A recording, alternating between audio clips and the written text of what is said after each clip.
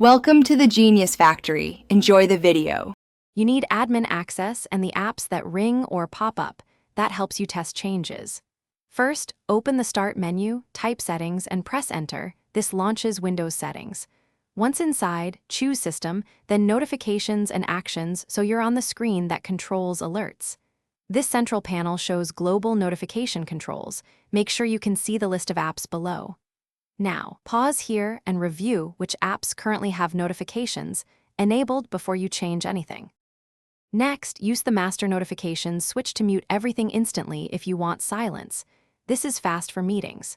If you prefer fine control, scroll the app list and toggle each app off for targeted muting.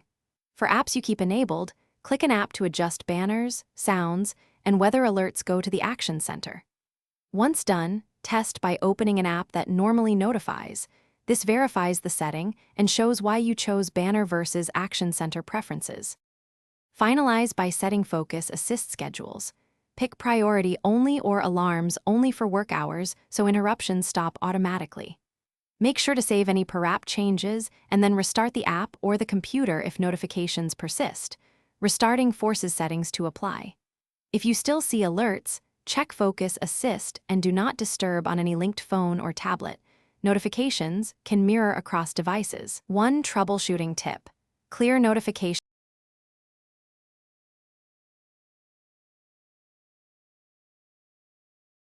Thanks for watching. If you found this helpful, don't forget to like and subscribe.